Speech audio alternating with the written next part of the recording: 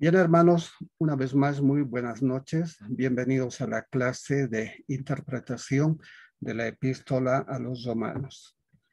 Para esta oportunidad vamos a tener la clase número 2, que está referida específicamente al capítulo número 1 en su primera parte.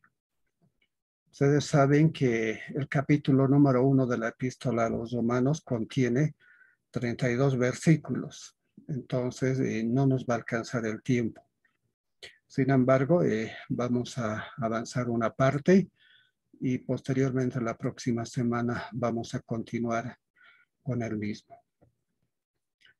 Hoy es 29 de julio del 2021 y de esa manera damos inicio a nuestra clase de interpretación de la epístola a los romanos. Antes de continuar, mis hermanos, vamos a hacer una pequeña recopilación de lo que hemos visto la anterior semana. Para este efecto, vamos a recordar los siguientes conceptos que son muy básicos y por supuesto también son indispensables para que podamos conocer en esencia cómo es la epístola a los romanos. Lo primero que hemos visto es el concepto de interpretación. ¿Cómo debemos aplicar la interpretación en la epístola a los romanos? Y para este efecto dijimos también, ¿no? Interpretar es comunicar el espíritu literal del mensaje que el autor quiso decir a sus oyentes. Vale decir que hay un autor de la palabra de Dios, de la escritura, que es nuestro Señor, y a él le ha placido revelar esta palabra y nosotros tenemos la responsabilidad de anunciar, de comunicar esta palabra en la forma que él lo escribió. Es decir, que tenemos que comunicar en la forma que él dijo.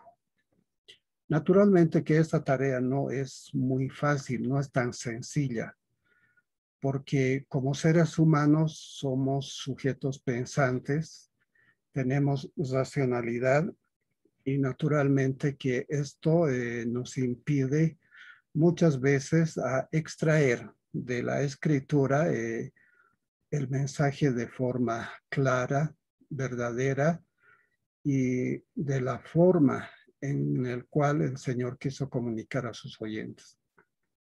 Y por supuesto que este objetivo tiene que ser cumplido a través de la hermenéutica. La hermenéutica nos ayuda en este objetivo. ¿En qué sentido? Al proporcionarnos las técnicas correspondientes.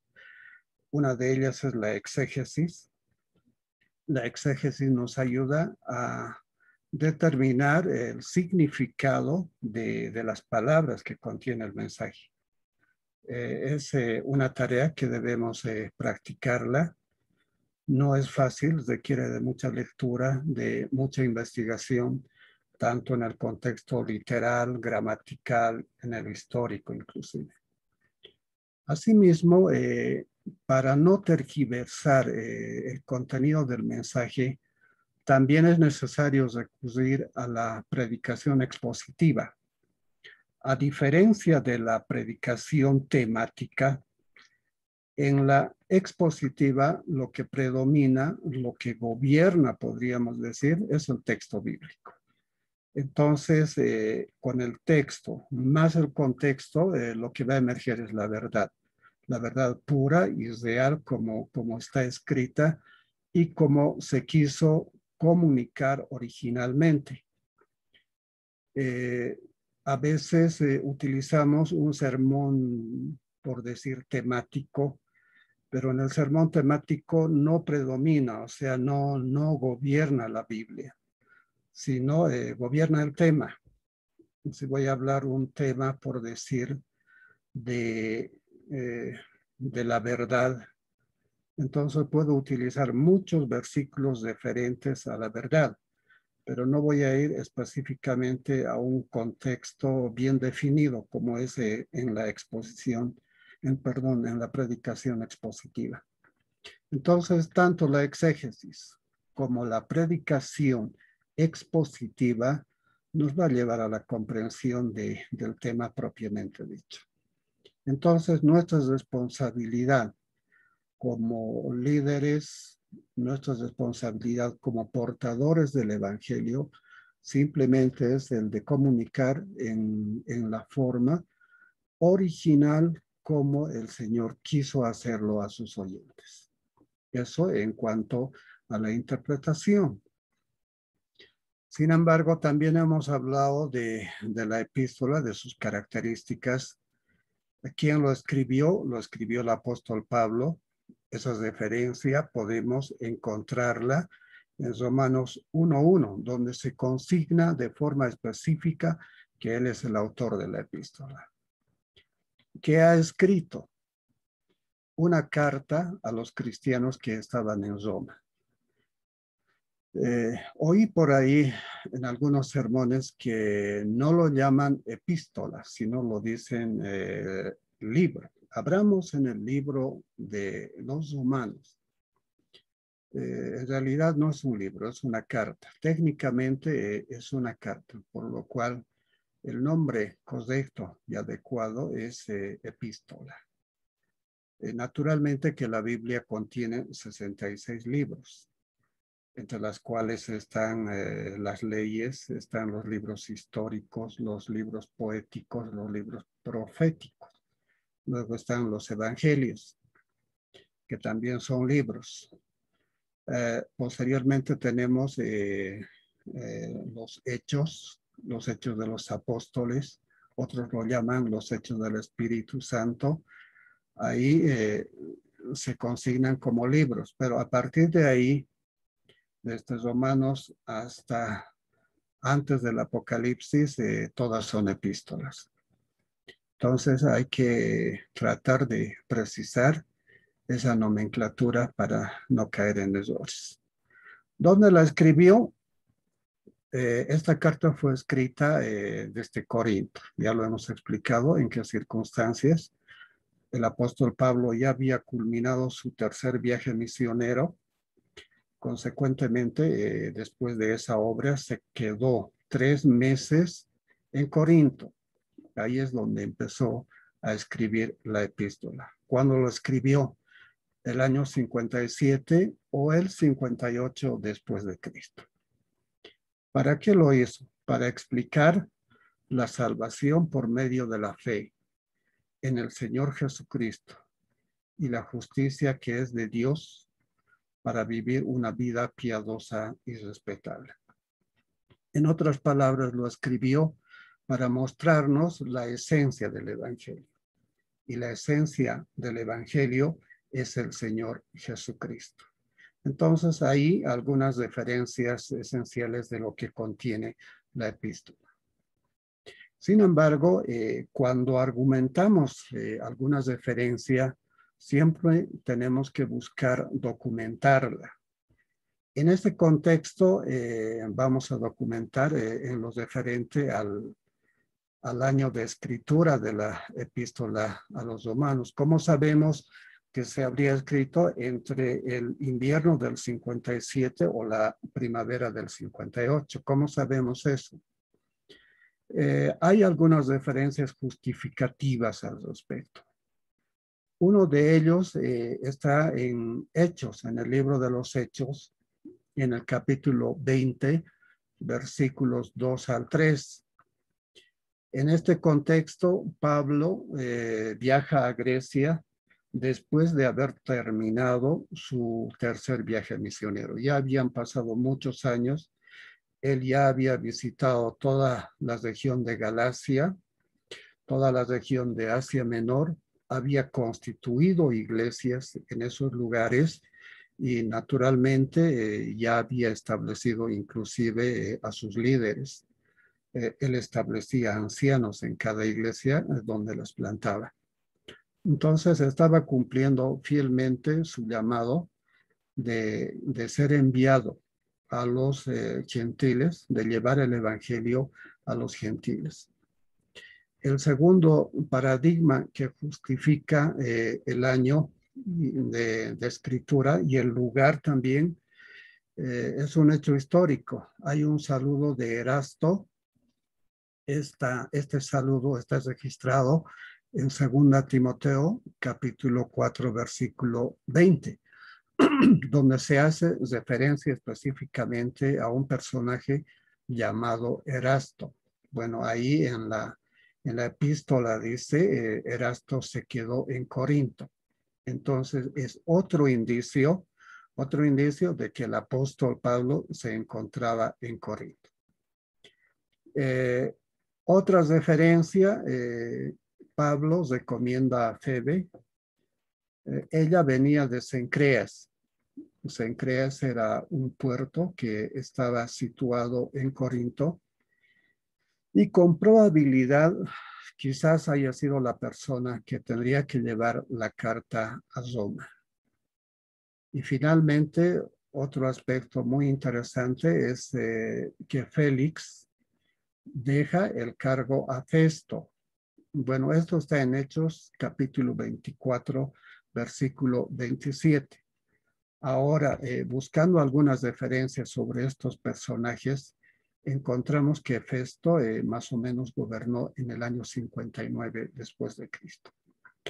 Con toda esta referencia, llegamos a la conclusión de que evidentemente el apóstol Pablo escribió la epístola a los romanos desde Corinto. Y más o menos la escribe entre el año 57 al 58 después de Cristo. Con ese antecedente yo creo que hemos llegado a justificar ese aspecto. Ahora hay que ver también las características de la epístola. Hay dos características. Una característica externa y otra característica interna. Bueno, esa es la cualidad de la epístola a los romanos. El profesor Martin Lloyd Jones, bueno, él es maestro de la Biblia, pero al margen de ello también es médico de profesión. Él ha escrito un buen libro de la epístola a los romanos, se llama Romanos 8:16 para ti.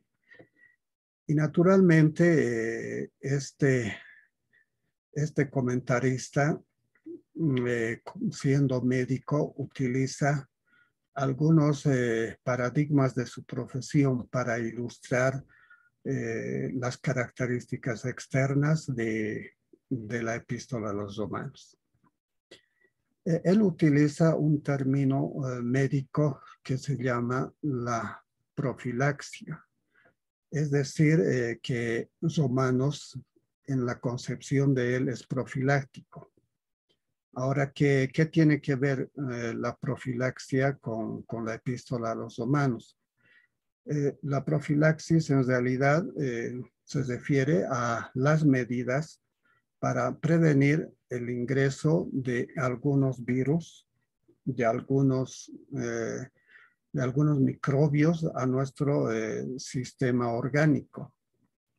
Es más o menos como que el cuerpo de Cristo, con la epístola a los romanos, está guardado para que no ingresen las falsas doctrinas.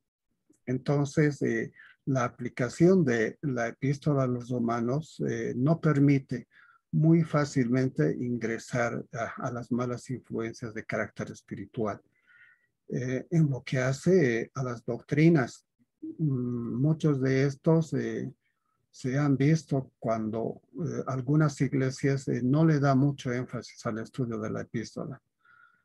Consecuentemente, por ello son vulnerables a que puedan ser afectados por estas falsas doctrinas porque no van a tener la capacidad para poder contrarrestar este aspecto.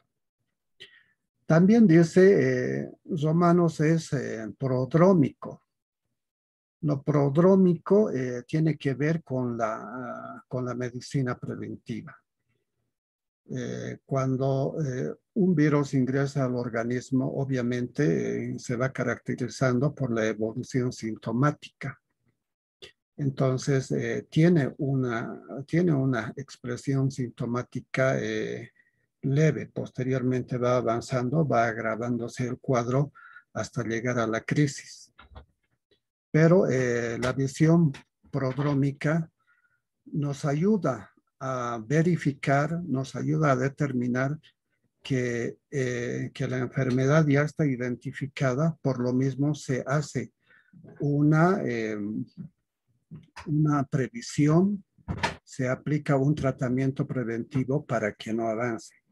Entonces, en ese contexto, y si entrara una falsa doctrina a la iglesia, indudablemente que la epístola a los romanos resulta ser prodrómico, es decir, aplica algunas medidas preventivas para que esa contaminación de carácter espiritual emergente de las falsas doctrinas avance. Entonces, esa es la cualidad que tiene esta epístola. Puede prevenir y puede prever de que las falsas doctrinas ingresen al cuerpo de Cristo. De la misma forma, la epístola tiene características internas, y en estas características internas tenemos que reconocer que es transformador, es decir, que transforma vidas. Los padres de la iglesia, el más conocido, Clemente de Roma, hizo referencia a la epístola a los romanos. Y por supuesto que le tomó un gran aprecio y naturalmente le sirvió bastante y le ayudó a determinar cómo funciona el Evangelio. De la misma forma, en el año 385, otro beneficiario de la salvación a través de la lectura de la epístola a los romanos ha sido indudablemente Agustín de Hipona. Ustedes saben que Agustín llevaba una vida ligera. En términos poéticos podríamos decir, llevaba una vida de carácter bohemia, sin responsabilidad. Estaba sujeto a ciertas pasiones que han ido desgastando su vida.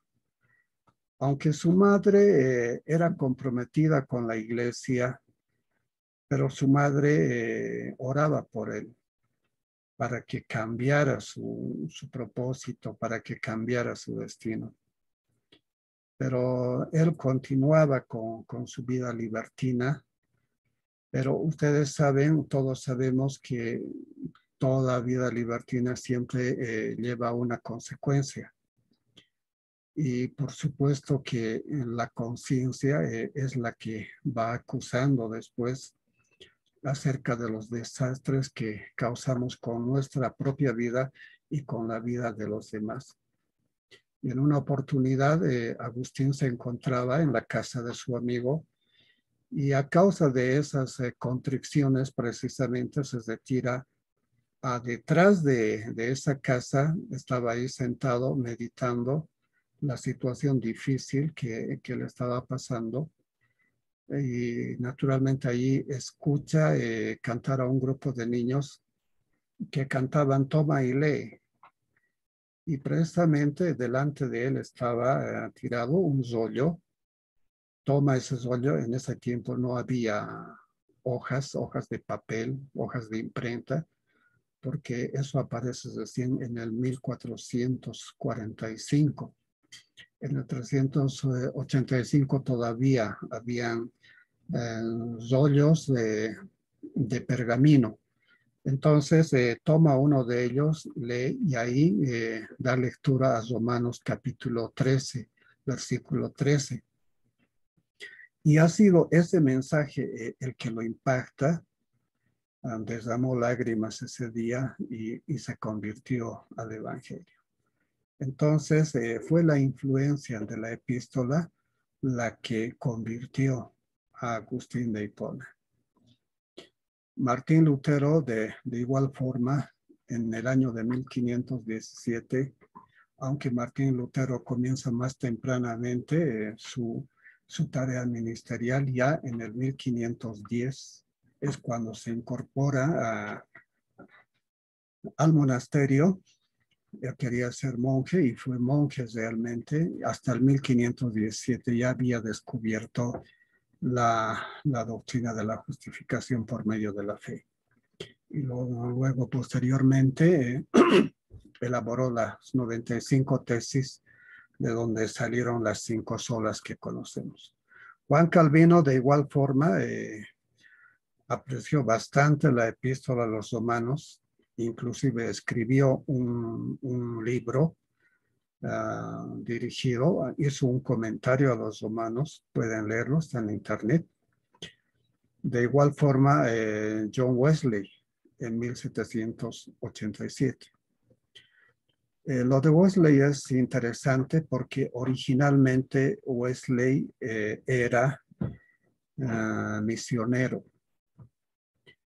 y habiendo hecho el emprendimiento de esa actividad, obviamente que no les resultó. Y personalmente Wesley en ese momento se sentía defraudado, se sentía fracasado, porque él había decidido ser misionero. Pero posteriormente intenta con la predicación. Y naturalmente su llamado era la predicación. Ahora hay que distinguir dos cosas, ¿no? Muchas veces acudimos al ministerio por llamado. O en otras ocasiones no acudimos por llamado, sino porque nosotros lo hemos decidido. En tal caso, cuando decidimos, obviamente, que no contamos con el respaldo de Dios. Entonces Wesley estaba elegido para ser un gran predicador. Por esos años fue el protagonista de un gran avivamiento en Inglaterra. ¿De dónde comenzó toda esta enseñanza de la epístola a los romanos? Tuvo un rival, John Wesley. John Wesley era arminiano. Tenía un rival teológico que era Whitefield. También por esos años, pero él era calvinista. Y lo interesante de estos dos personajes, ambos de Inglaterra, es que trabajaban casi juntos, al margen de esas diferencias teológicas del uno ser arminiano, el otro calvinista. No obstante, cuando falleció Whitefield, el mismo Wesley le hizo un homenaje póstumo. Entonces, en ambos la influencia de romanos fue determinante. De la misma forma, ya en los tiempos modernos, en el siglo XX, Karl Barth, de igual forma, escribió un libro para un comentario de la epístola a los romanos. Y naturalmente que por su lado él también sintió un gran aprecio hacia la epístola.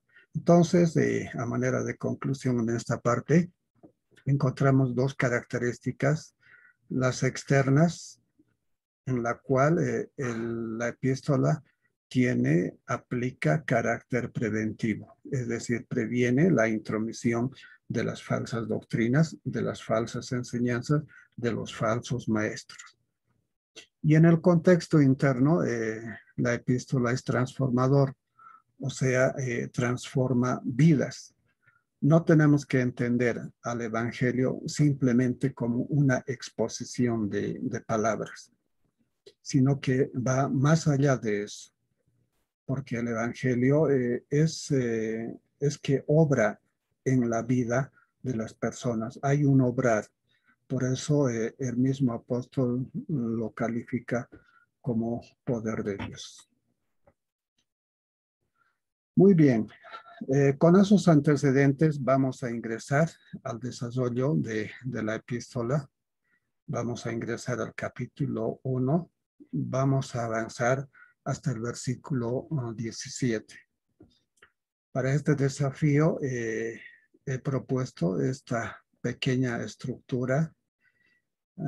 Es una estructura inicial de lo que vamos a hablar. desde desde el versículo 1 hasta el 7, vienen los saludos del apóstol en la epístola. Ahí se va a hacer presente las credenciales del apostolado de Pablo, el interés del apóstol por los creyentes de Roma, desde el versículo 8 al 13, orando por la iglesia. Pablo ora por la iglesia de Roma del 8 al 10, deseando edificarles del 11 al 13, la posición de Pablo frente al Evangelio del 14 al 15 y finalmente los versículos claves. La tesis de la epístola, versículos 16 y 17, más fundamentalmente el 17. Entonces, vamos adelante. Hay una pregunta que tenemos que hacernos. ¿Qué es lo que motivó al apóstol Pablo a escribir Romanos? La primera idea que tenemos que identificar es que el apóstol Pablo estaba intentando presentarse a una congregación que él no conocía, es decir, una congregación que él no había fundado, donde no había intervenido ministerialmente, ni había tomado parte en la fundación de la Iglesia de Roma. No se sabe con precisión quién fundó la Iglesia de Roma, aunque la Iglesia Católica considera que el fundador de la Iglesia de Roma es Pedro, pero históricamente es imposible que por el tiempo de la fundación de la Iglesia de Roma el apóstol Pedro haya estado en Roma, él estaba en Jerusalén. Esa es la gran contradicción de esa tesis de que Pedro es el fundador de la Iglesia de Roma. Para el tiempo en que el apóstol Pablo está escribiendo la epístola, la iglesia ya estaba funcionando de manera correcta. Entonces, ahí está un referente sobre esa idea.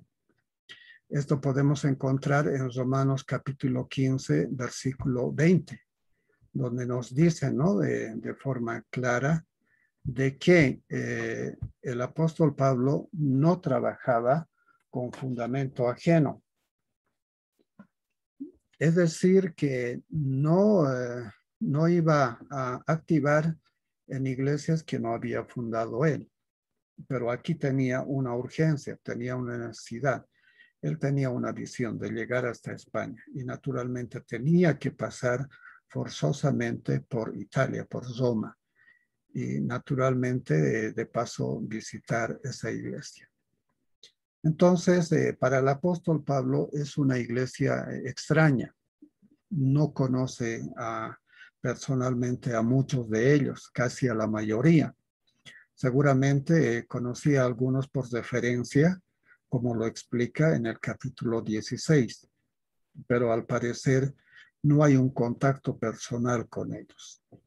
Entonces, para este efecto, va a tomar dos aspectos fundamentales. Primero, va a hacer una presentación circunstancial, es decir, una presentación pormenorizada, una presentación detallada. Circunstanciada quiere decir detallada. Y tenía razón en ello, porque si era una iglesia al que no había visitado nunca, era la primera vez que iba a ir, y por supuesto tenía que explicar en la circunstancia por qué estaba visitando. Y por supuesto tenía que explicarla así en detalle. Es muy difícil muchas veces ir a visitar a una iglesia X si no nos conoce. Obviamente, si nos invitan y nos conocen, resulta ser mucho más fácil, pero si no nos conocen, obviamente que tenemos que presentar algunas credenciales, por lo menos en mi denominación. Cuando tengo que visitar alguna iglesia que no es de La Paz, obviamente que tengo que presentar mi credencial de miembro de la denominación. con ese antecedente, obviamente me dejan ingresar. Pero en este caso, cuando tiene que predicar el apóstol Pablo, estaba haciendo una relación circunstanciada de lo que era Pablo como persona y a quién se presentaba. Lo segundo, tenía como objeto mostrar su mejor derecho. Es decir, que al margen de ser cristiano, le asistía también un derecho. Él era apóstol. Consecuentemente, ese derecho le proyectaba a que acceda a cualquier iglesia, podía llegar a cualquier lugar a compartir la palabra de Dios. Entonces, en este contexto, el apóstol utiliza ambas cosas, tanto los efectos de la presentación circunstanciada como su derecho de apóstol. Por una parte, es portador de la gracia del Evangelio que viene de Dios, o sea, es gratuito, no interviene el hombre. Y por otro lado, su apostolado. Claro que es privilegiado en este aspecto, porque con la gracia es hecho cristiano. Hasta ahí todos llegamos, todos somos cristianos por gracia. Pero él tenía un plus al margen de ser cristiano, igual que nosotros. Él era apóstol, o sea, apóstol viene de apóstolos. Apóstol quiere decir enviado. Consecuentemente, es el mismo Señor Jesucristo que lo envía a los gentiles. Entonces, su llamamiento tiene que ver con esa responsabilidad de predicar el evangelio a los gentiles. En ese contexto es apóstol.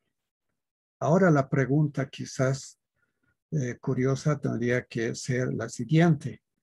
¿Existen en este tiempo apóstoles? Obviamente que no. No existen apóstoles de las características del apóstol Pablo. El apóstol Pablo fue apóstol, es decir, enviado por el mismo Señor Jesucristo. O sea, en sentido estricto, el hecho de ser apóstol exclusivamente le pertenecía a él.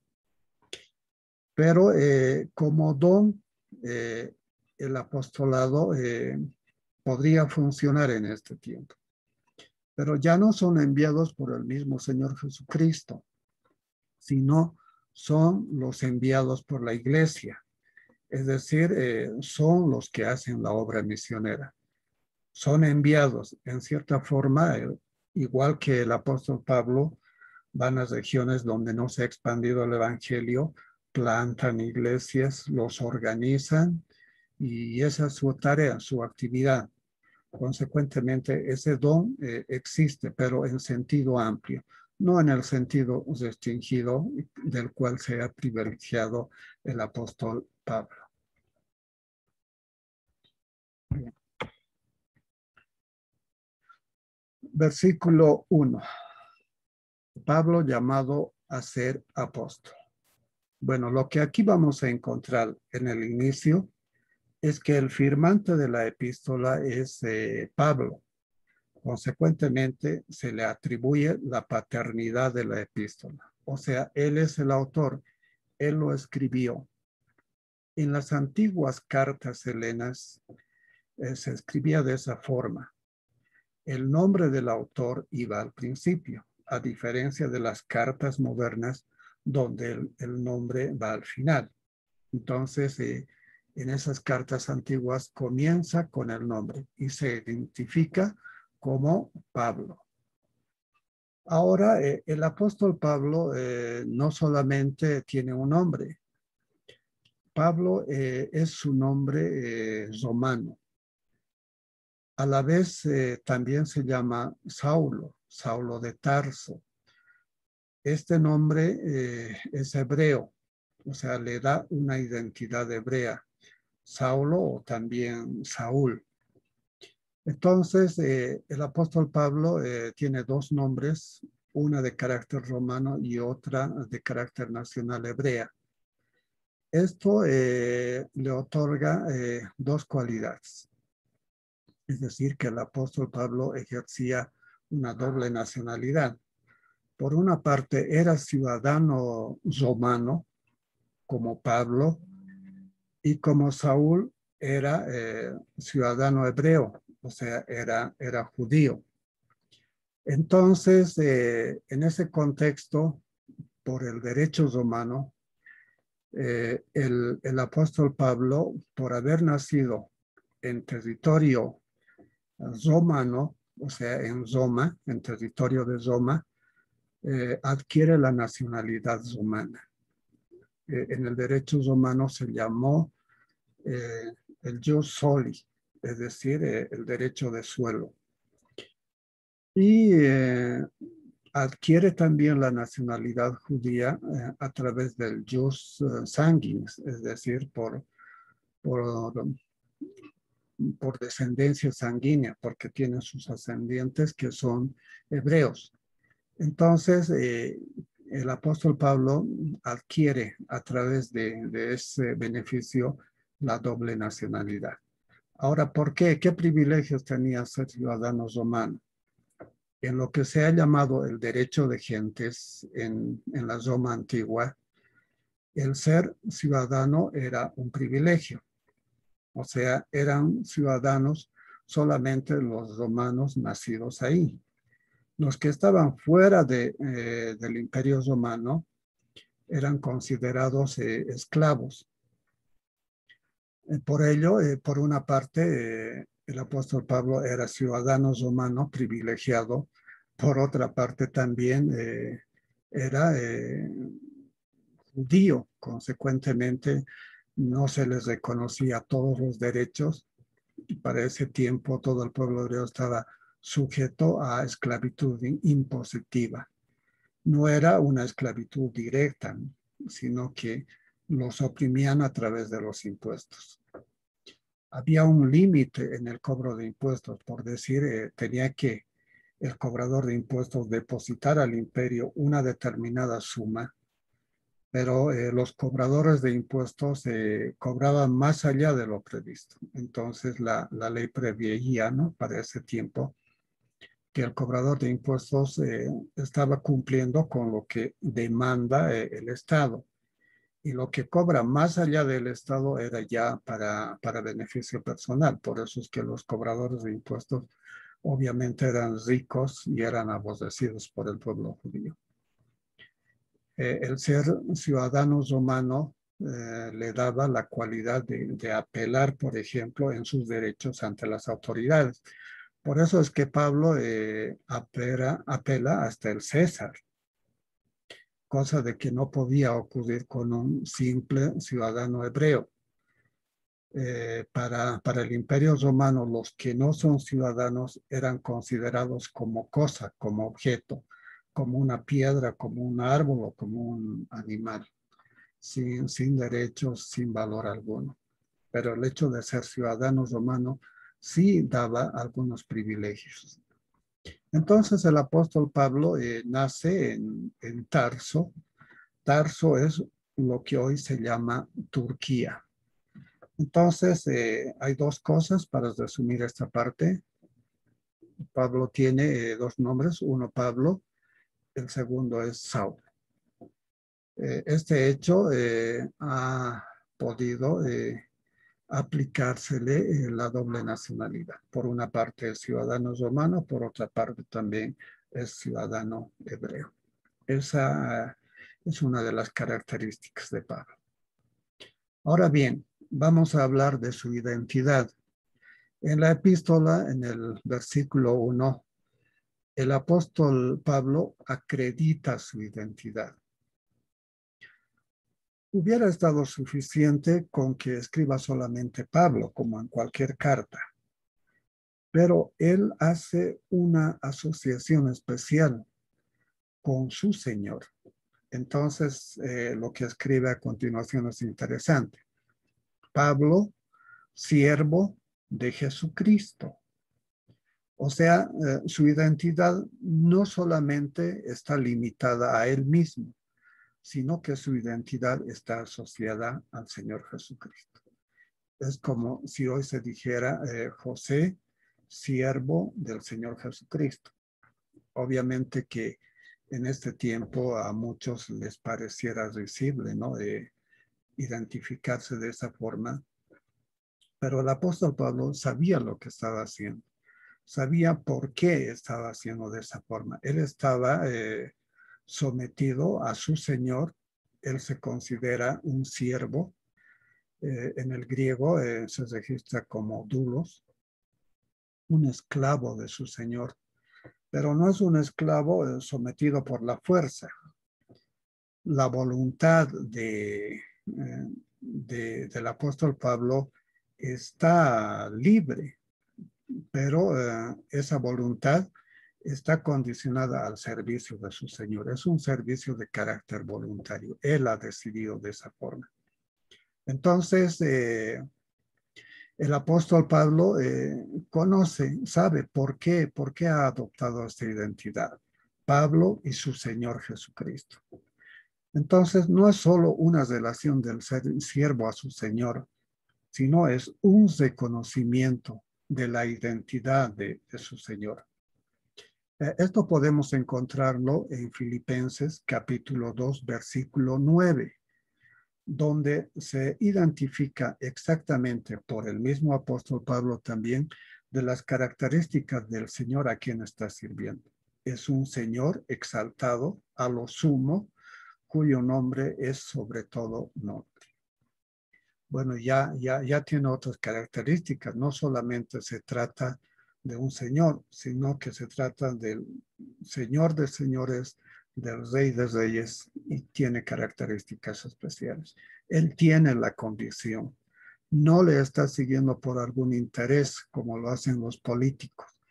Él lo está siguiendo por convicción plena de que tiene un Señor poderoso y sabe que nada es sin Él y todo lo es con Él. Hace muchos años atrás, en un seminario, me enseñaron lo siguiente, un eslogan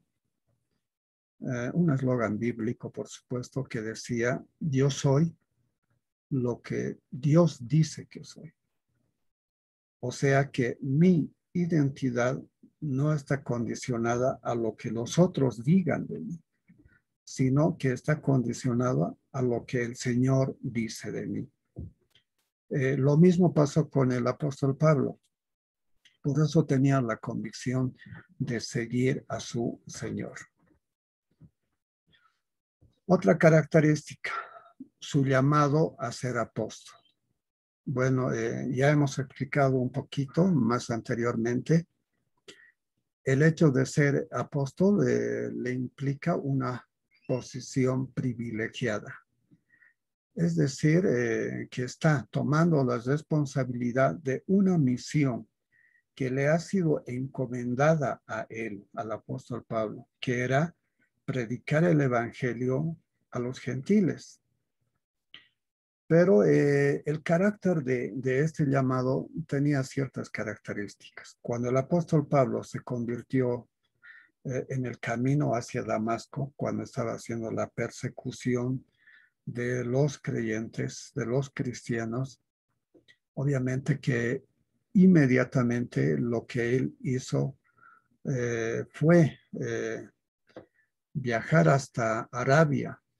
O sea que, de acuerdo a las referencias de Gálatas capítulo 1, versículos 15 al 18, él no hizo una consulta sobre lo que tenía que hacer, no consultó a los otros apóstoles, tampoco preguntó a ningún hombre, sino que fue directamente a reflexionar con el Señor. Ahí es donde recibió toda la revelación de lo que enseña posteriormente y donde tuvo que hacer también una reflexión teológica. Porque no olvidemos que Pablo estaba educado ya desde niño a la teología de los fariseos. Él fue educado a los pies de Gamaliel. Entonces, él conocía perfectamente toda la doctrina, toda la enseñanza que hacían los fariseos. Y él tenía convicción de lo que estaba haciendo. pero después de su encuentro con el Señor Jesucristo, tuvo que desaprender todo eso. Y pasaron 3 largos años en Arabia. Y Arabia hoy es Estambul. Entonces fue ahí donde realmente aprendió en comunión personal con el Señor Jesucristo acerca de las doctrinas que las ha sistematizado después en la epístola a los romanos. Entonces, en definitiva, él tiene una posición privilegiada, uno, que es llamado por el Señor Jesucristo, y segundo, que es enseñado también por el mismo Señor Jesucristo. Por supuesto, un gran privilegio. Ahora bien, el mismo apóstol continúa con su exposición. Dice que su apostolado viene por llamado y que este llamado se consigna como apartado para el Evangelio de Dios. Ahora, este llamado, este apartamiento tiene que ver con el Señor Jesucristo. Es Él quien lo aparta para un propósito, para que predique el Evangelio a los gentiles. Ahora hay 2 cosas aquí que hay que identificar. Por una parte, el apóstol Pablo, cuando decide ser fariseo, por sí mismo, o sea, él mismo es quien se aparta para ser fariseo. Claro, estudia, va formándose y fue el mejor fariseo. Y naturalmente que esta decisión tiene que ver con su apartamiento. O sea, él lo hizo, él lo decidió y él asumió esa responsabilidad. Pero ahora cambiaban los paradigmas. Ya no era él quien ha decidido, sino que está actuando por llamado. Ahora es apartado para el Evangelio, ya ahora en la nueva era, en el nuevo pacto, para predicar el Evangelio de Jesucristo. Ahora, ¿esto qué nos enseña? Nos enseña lo siguiente. Muchas veces cuando decidimos iniciar un ministerio, algunos de nosotros lo hacemos por cuenta propia. No obstante que tenemos un don, porque todos nacen de nuevo con un don, cada nuevo nacimiento aplica un don especial para servir a la iglesia y por supuesto muchos no hacen caso a ello, sino que deciden trabajar por cuenta propia. Y esto ocurre porque todos anhelamos, ¿no? El mejor lugar, la mejor posición. Todos queremos el púlpito. No obstante de que no tenemos el don. En tal caso no estamos actuando de acuerdo al llamado. Pero cuando actuamos de acuerdo al llamado, es lo que les expliqué en el caso de Wesley. Wesley era misionero, fracasó como misionero, luego reconoció su llamado, se hizo predicador. Siendo predicador, el Señor sí le apoyó bastante, les respaldó y su ministerio fue un éxito. Fue el avivamiento de Inglaterra. Después de esa breve exposición que podemos decir, podríamos llamarla como las credenciales del apóstol Pablo, ahora va a hacer una breve exposición teológica. Antes de entrar al fondo ya de lo que va a hablar posteriormente, él va a identificar el propósito de su visita a Roma, pero antes de ello va a mostrar de qué se trata de lo que va a hablar. Entonces, hace referencia al Señor Jesucristo, que el Señor Jesucristo es obra de la promesa, o sea, él ya había sido prometido ya en el Antiguo Testamento por los profetas.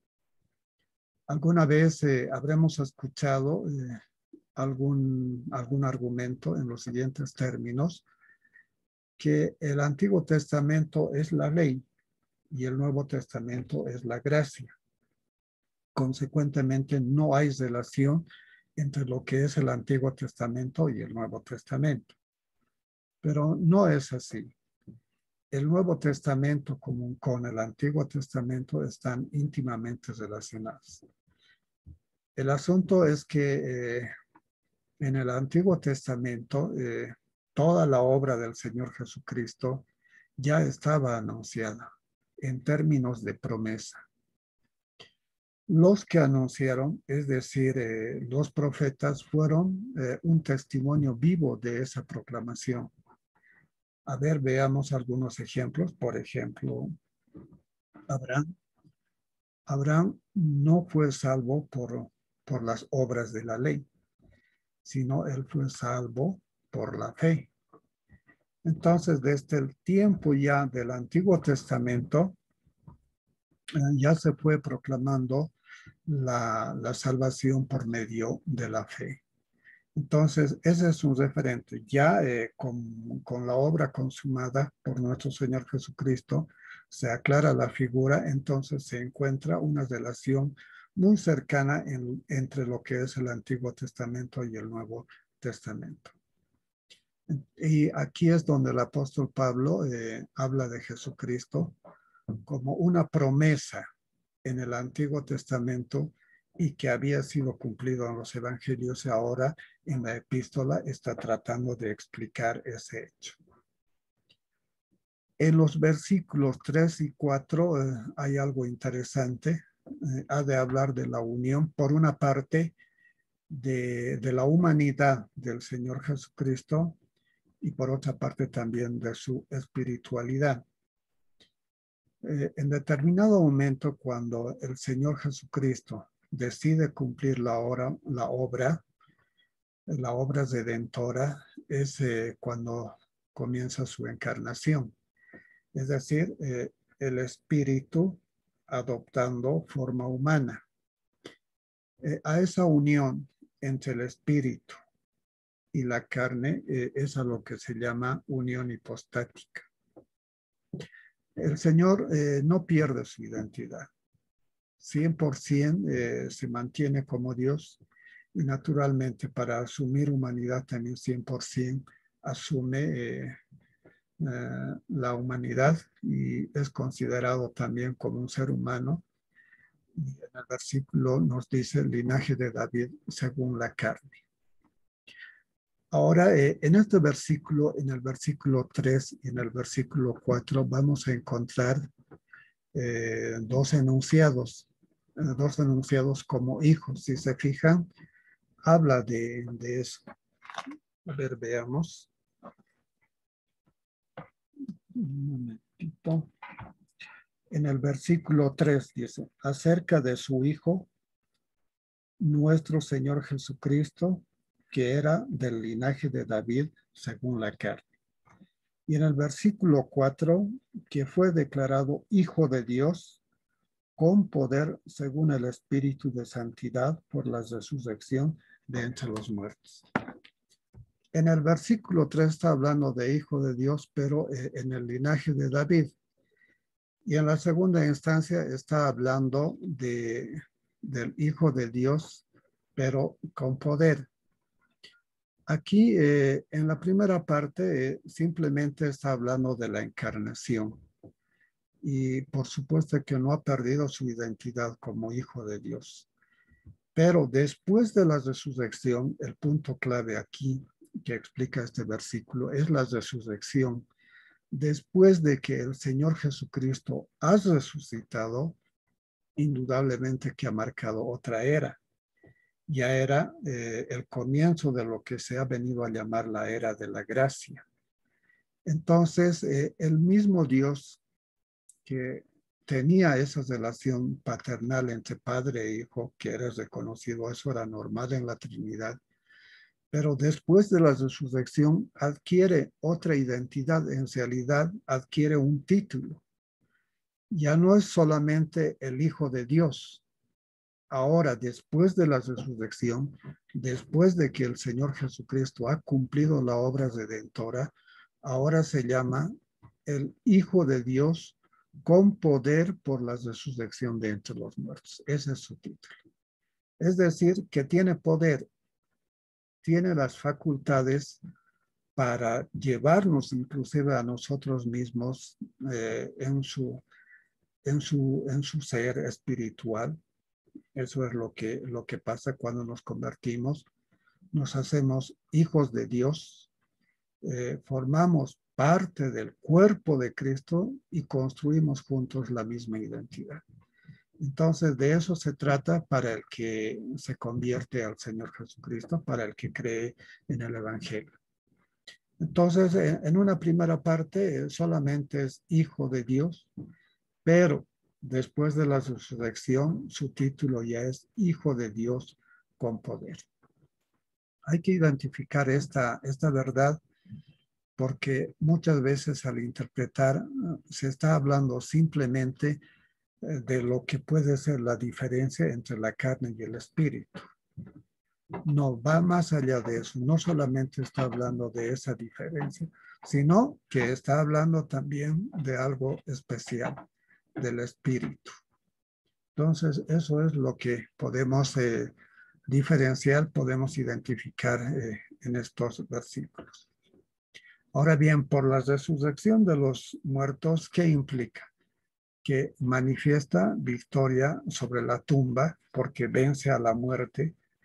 Hasta antes de ello, la muerte tenía señorío, tenía poder sobre toda la humanidad de la misma forma que el pecado.